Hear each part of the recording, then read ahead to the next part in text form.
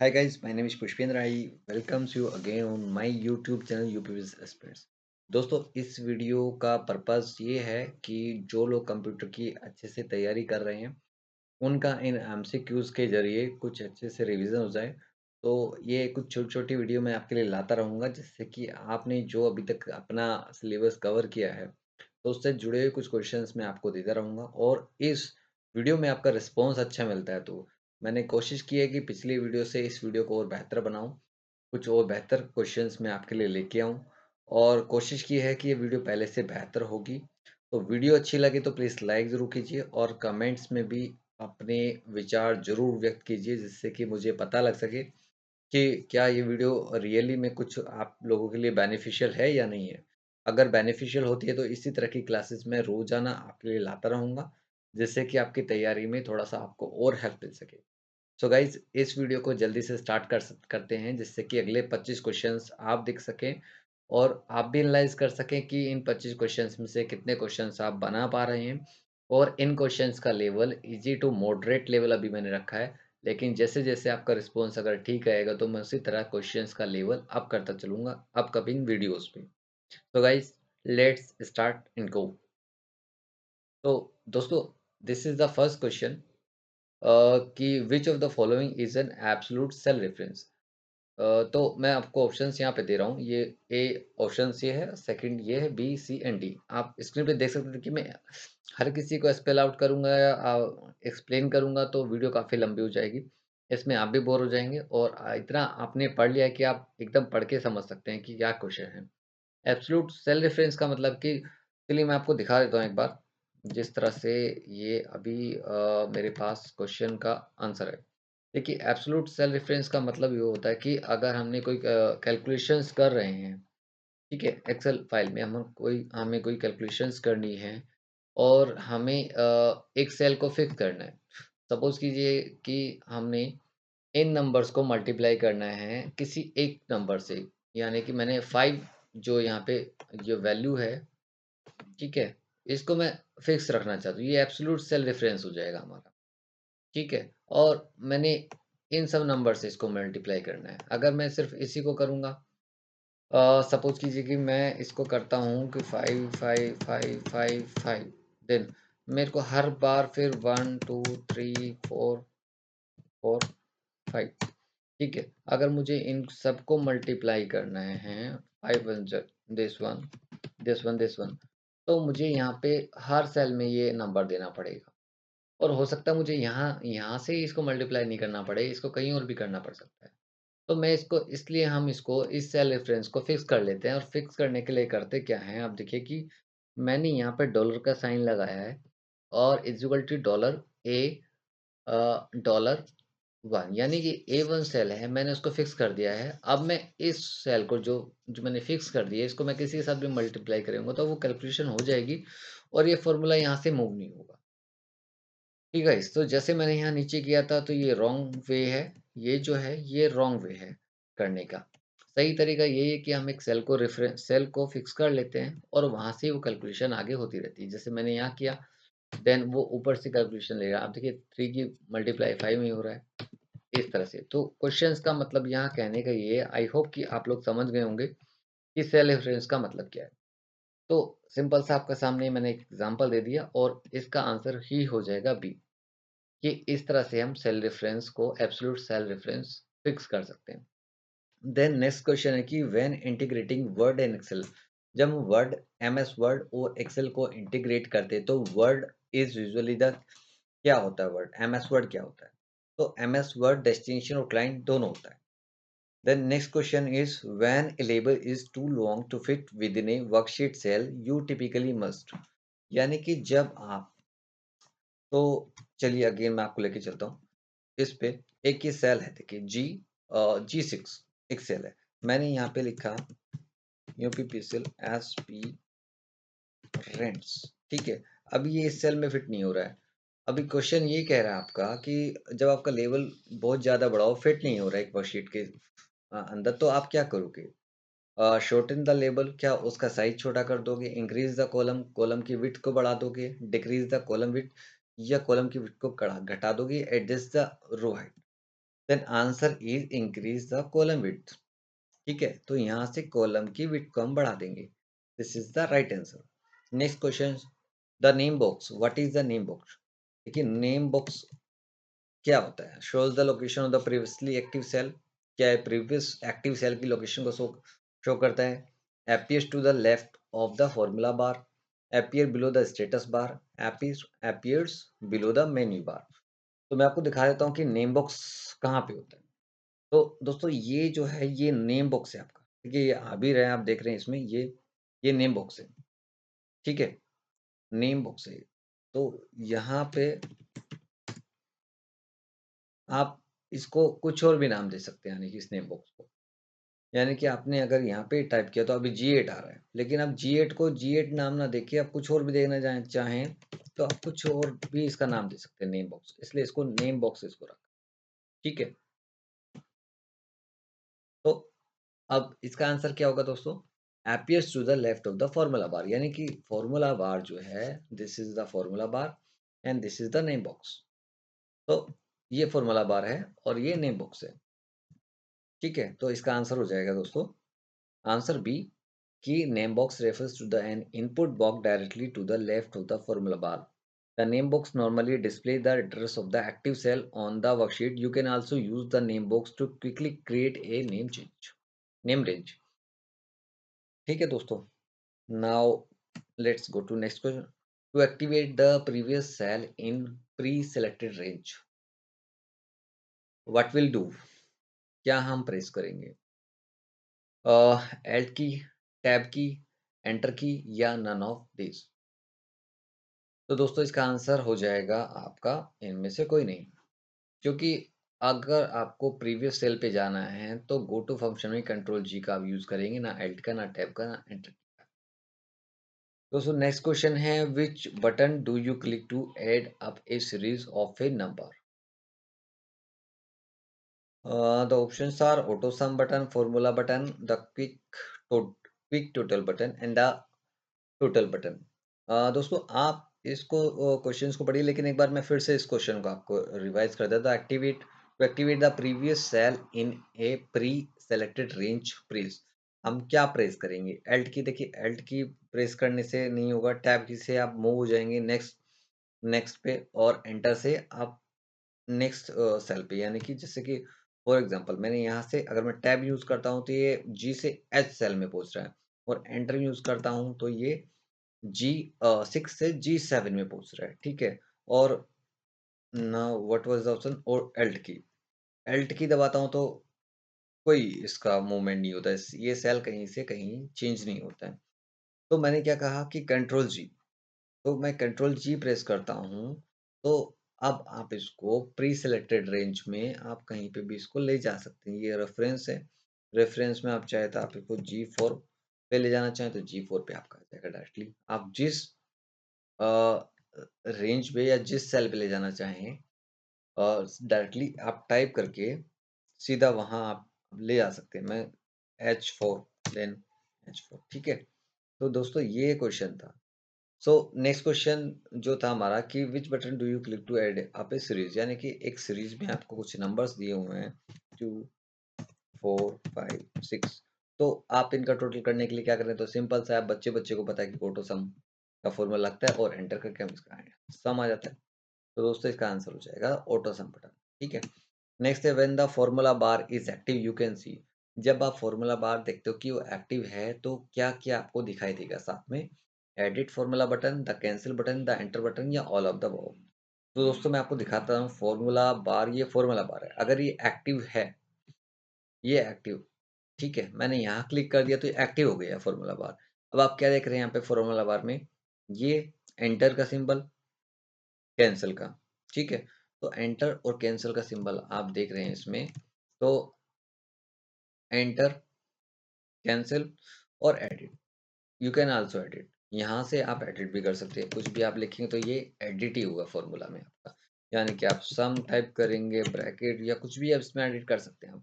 तो तीनों चीजें आपको देखने को मिलती हैं इसमें। तो answer is option D, three buttons cancel enter in the function wizard appear in the formula bar. When the formula bar is active we can see all. So guys, next question है to copy formatting from one area in a worksheet and apply it to another area you would use. तो आप क्या use करेंगे, यानी कि आपका एक format है। फॉर एग्जांपल मैं यहाँ ले लेता हूँ, मैंने यहाँ पे यूपीपीएससी एस्पिरेंट लिख दिया है, जैसे कि यहाँ पे ऑलरेडी लिखा हुआ है, मैंने इसको बोल्ड कर दिया। ठीक है, मैंने इसका कैलिबरी की जगह एरियल फॉन्ट ले लिया। देन मैंने इसका थोड़ा सा साइज बड़ा कर दिया, इसको रेड कलर से मैंने हाईलाइट कर दिया। देन अगेन मैं चाहता हूँ कि सेम यही फॉर्मेट हो, मैं कुछ नया जब भी लिखूं। फॉर एग्जांपल मैं लिख देता हूँ विकास रस्तोगी पब्लिकेशन। ठीक है, अब मैं चाहता हूँ कि ये सेम फॉर्मेटिंग हो जाए। तो इसके लिए मैं क्या यूज़ करूँगा? तो दोस्तों सिंपल है कि फॉर्मेट पेंटर का ये ऑप्शन आपके सामने होता है, और मैंने इस फॉर्मेट पेंटर से इसको कॉपी कर लिया कि ये फॉर्मेट है, यही मैं कॉपी करके यहाँ पे पेस्ट कर दूंगा। Then it will reflect the same format here. तो गाइज ये तरीका है। तो हमने क्या किया इसमें साथ में इसका द तो इसका ऑप्शंस क्या होगा दोस्तों? ये ऑप्शन है the format painter button on the standard tool bar. तो स्टैंडर्ड टूल बार के अंदर फॉर्मेट पेंटर का जो बटन है वो आपका ऑप्शन हो जाएगा। The format painter copies formatting from one place and applies it to another. The format painter button on the standard toolbar in Excel 2003 and earlier version. Home tab in the clipboard group. Click format printer in 2007 and higher version. यानी कि जो 2003 और उससे पहले के version हैं उनमें standard tool बार में ये ऑप्शन आता है, जबकि 2007 और उसके हायर वर्जन के अंदर ये home tab in the clipboard group, यानी कि होम टैब क्लिपबोर्ड ग्रुप में ये आता है।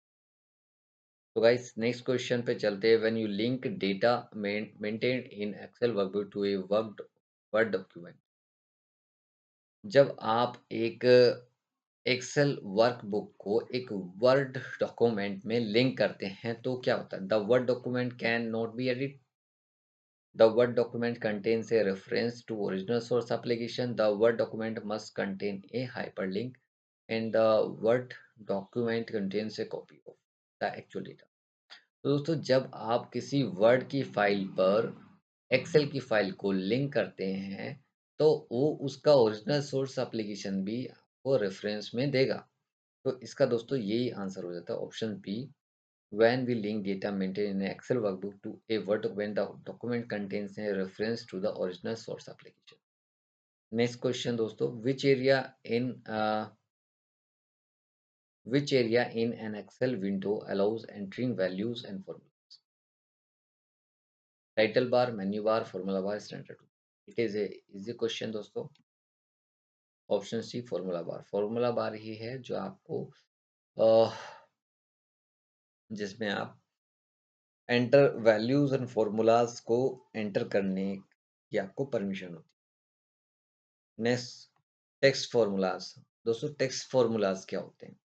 तो मैं आपको दिखा देता हूँ कि टेक्स्ट फॉर्मूलाज क्या होते हैं। इसका देखिए दोस्तों, टेक्स्ट फॉर्मूलाज में इसका ऑप्शन का सही आंसर है कॉनकैटिनेट एंड मैनिपुलेट टेक्स्ट। यानी कि फॉर एग्जांपल मैं अगर लिखना चाहूँ यहाँ पे, सपोज मैंने एक में लिखा राम राम श्याम, और देन मैंने लिखा कि 100 या 1000 मैंने लिखा।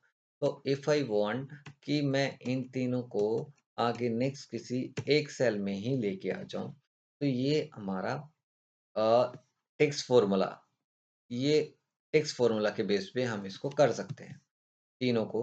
यानी कि तीनों को कंबाइन में करके यहाँ पे इसका आंसर जब आएगा इसको हम करेंगे, दिस विल बी आंसर। यानी कि जब टेक्स्ट फॉर्मूलाज में टेक्स्ट भी ऐड हो जाते हैं इस फॉर्मूलाज के अंदर, तो ये फॉर्मूलाज टेक्स्ट फॉर्मूलाज कहते हैं, जिसमें भी कॉनकैटिनेट एंड मैनिपुलेट टेक्स्ट। अब कॉनकैटिनेट को मैं आपको एक बात दिखा देता हूँ कि कॉनकैटिनेट का बेसिकली क्या फंडा है या क्या इसका तरीका है सही, एक एग्जांपल के। ठीक है,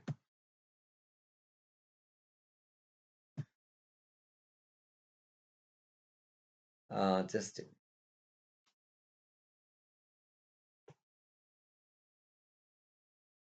तो दोस्तों जैसे कि आप यहाँ पे स्क्रीन पे आप देख पा रहे होंगे यहाँ पे देखिए ये बेस सेकंड कंबाइंड 3 सेल इसमें रखा और कॉनकैटिनेट में इन्होंने A2 एंड B1 को B2 को रखा है। जब हम इस फॉर्मूला को अप्लाई करेंगे तो बेस बॉल यहाँ कंबाइन में आ जाएगा बेस बॉल। ठीक है, बेस और बॉल इन्होंने लिखा है। ठीक है, कॉनकैटिनेट। तो ये कॉनकैटिनेट का बेसिक सा एक फंडा है। नेक्स्ट मैं आपको लेके चलता हूँ again back to my slides. तो आई होप कि ये थोड़ा-सा आपको समझ में आ गया होगा कि कॉनकैटिनेट फॉर्मूला कैसे काम करता है। तो टेक्स्ट फॉर्मूलाज़ का लिंक यहाँ पे आप कॉनकैटिनेट से समझ लीजिए, यही होता है। Then question number 12 how do you insert a row? तो दोस्तों इंसर्ट रो करने के वैसे तो कई तरीके लेकिन ऑप्शंस में से आप देखोगे तो मैं आपको दिखा देता हूँ कि ऑप्शंस का क्या है। Right click the row heading where you want to insert the new row and select insert from the shortcut menu. चलिए मैं आपको लेके चलता हूँ एक्सेल फाइल पे। फॉर एग्जांपल 9 और 10 के बीच में हमने एक रो ऐड करनी है। देन वी विल डू हम क्या करेंगे, आप रो नंबर 10 पे राइट क्लिक कीजिए। देन आपका ये इंसर्ट का ऑप्शन आपका आएगा। आप इस पे क्लिक करेंगे तो आपका एक रो ऐड हो जाती है। ठीक है, तो यही इसका आंसर था।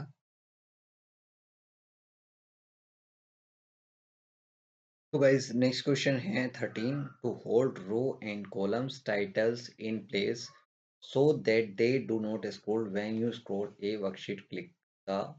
तो क्या आप क्लिक करेंगे, यानी कि आपको रो एंड कॉलम टाइप का जो टाइटल्स हैं उनको उसी जगह पे आपको होल्ड रखना है। जैसे कि आप डेटा कुछ भी स्क्रॉल करें, डेटा को भले ही आप मूव कर सकें लेकिन रो के ऊपर रो टॉप रो में आपने अगर कोई हेडिंग्स या टाइटल्स दिया है या कॉलम्स में फर्स्ट कॉलम में आपने कोई टाइटल दिया है, वो अपनी जगह रहे, वहाँ से आप देख सकें लेकिन आप जैसे ही स्क्रॉल करें तो वो टाइटल्स अप डाउन ना हो, बाकी शीट का जो डेटा है वो अप डाउन हो जाए। तो दोस्तों इसका आंसर सही आंसर हो जाएगा कि freeze panes commands on the window menu. ठीक है, देन नेक्स्ट क्वेश्चन है to create a formula you can use. आप क्या यूज कर सकते हैं? तो एक फॉर्मूला आप जब आप बनाते हैं तो उस फॉर्मूले में आप क्या क्या रखते हैं? Values but not cell reference but not values, values और cell reference although not both at the same time, और D value and cell references. तो दोनों दोस्तों इसका आंसर हो जाएगा answer D value and cell reference, यानी कि सेल का रेफरेंस भी आपको देना पड़ेगा उस फॉर्मूले में और वैल्यूज भी आपको देनी। इन क्वेश्चन नेक्स्ट की status indicators are located on the vertical scroll bar, horizontal scroll bar, formula bar, standard tool bar. तो आंसर हो जाएगा दोस्तों इसका option C formula bar. Then next question is which of the following is the oldest spreadsheet package? सबसे पुराना spreadsheet package कौन सा है दोस्तों? तो इसका आंसर हो जाएगा दोस्तों VisiCalc. VisiCalc was the first computer spreadsheet program. It was released to the public in 1979, running on an Apple second computer. Next question है दोस्तों यू कैन कॉपी डेटा और formulas with the copy paste and cut commands on the edit menu, with commands on the shortcut menu, with buttons on the standard toolbars. दोस्तों तो question ये है कि आप जो डेटा और फॉर्मूला है उसको कॉपी करने के लिए क्या करेंगे, किसकी हेल्प से आप कर सकते हैं? With the copy paste and cut commands, with commands on the shortcut menu, with buttons on the standard toolbars and all of the above. दोस्तों इसका आंसर हो जाएगा ऑप्शन डी, ये सभी ऑप्शंस आपके ठीक है। नेक्स्ट क्वेश्चन है दोस्तों you can not link Excel worksheet data to a Word document with the right track method, with the hyperlink, with the copy and paste special command, with the copy and paste button on the standard toolbars। यानी कि आप किसी Excel file को Excel worksheet data को एक word document में link नहीं कर सकते, इनमें से किस मेथड से नहीं कर सकते हैं? With the right track method, with the hyperlink, with the copy and paste special command, with the copy and paste button on the special standard tool bars. तो दोस्तों इसका आंसर हो जाएगा with the copy and paste button on the standard tool bars.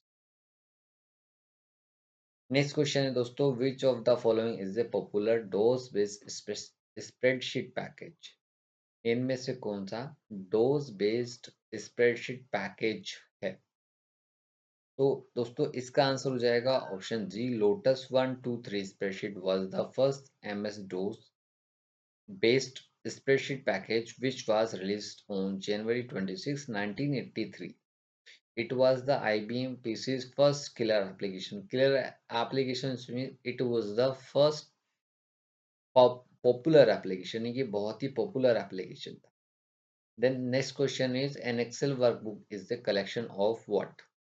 Workbook, worksheet, charts, worksheet and charts. तो दोस्तों इसका answer हो जाएगा वर्कशीट एंड चार्ट।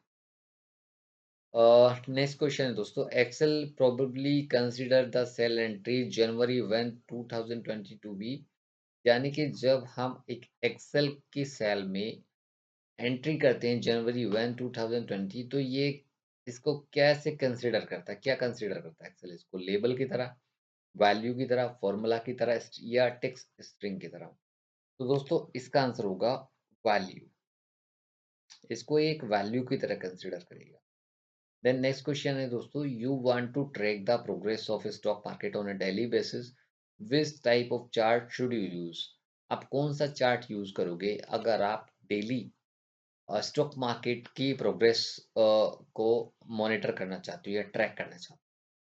दोस्तों पाई चार्ट, रो चार्ट और लाइन चार्ट, इनमें से इसका आंसर होगा सी, line chart.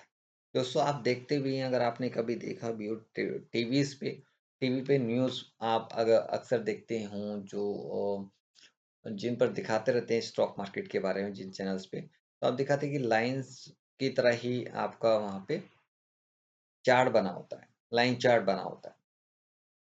A line chart is the most basic and simplest type of stock chart that are used in technical analysis. So guys, next question पे चलते हैं।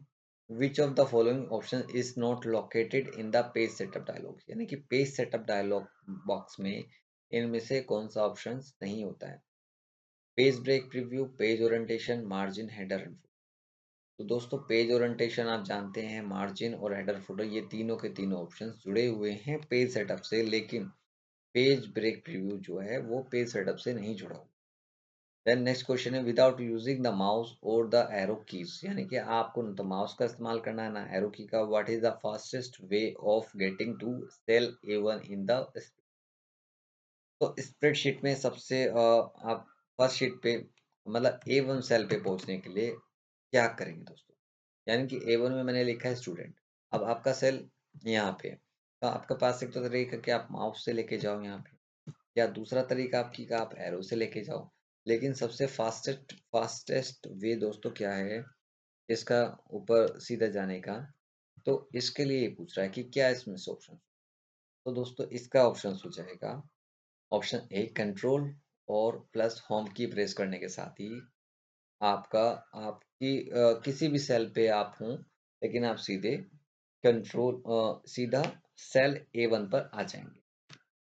So guys, last question है इस video का, which element of worksheet can be protected from accidental modifications? Which element of worksheet can be protected from accidental modification, यानी कि इनमें से किस एलिमेंट को एक्सीडेंटल मॉडिफिकेशन से बचाया जा सकता है या प्रोटेक्ट किया जा सके? कंटेंट्स को, ऑब्जेक्ट्स को, सिनेरियोज और ऑल ऑफ द अबव। तो दोस्तों ये तीनों ही एलिमेंट्स ऐसे हैं वर्कशीट के जिनको कि प्रोटेक्ट किया जा सकता है एक्सीडेंटल मॉडिफिकेशन से, यानी कि गलती से कोई मॉडिफिकेशन ना हो पाए, इसलिए इनको प्रोटेक्टेड किया जा सकता है। तो दोस्तों इस वीडियो में ये 25 क्वेश्चंस मैं लेके आया था। ये क्वेश्चंस का level easy to moderate level का है। तो ये क्वेश्चंस किस कैसे आपको लगे, या इस तरह के क्वेश्चंस आपको कुछ हेल्प कर सकते हैं, या आपको अभी भी कुछ अपनी तरफ से कुछ आपको अपनी फीडबैक देना चाहेंगे तो कमेंट में आप लिखिए ज़रूर। जिससे कि मैं अगर कोई वीडियो आपके लिए और लेके आऊँ तो उसमें और सुधार की आवश्यकता लगती है तो मैं ज़रूर करूँगा। और इस वीडियो से आपको थोड़ी भी हेल्प मिलती हो तो भी आप ज़रूर लिखिएगा। सो गाइस, इस वीडियो में इतना ही। Thank you so much.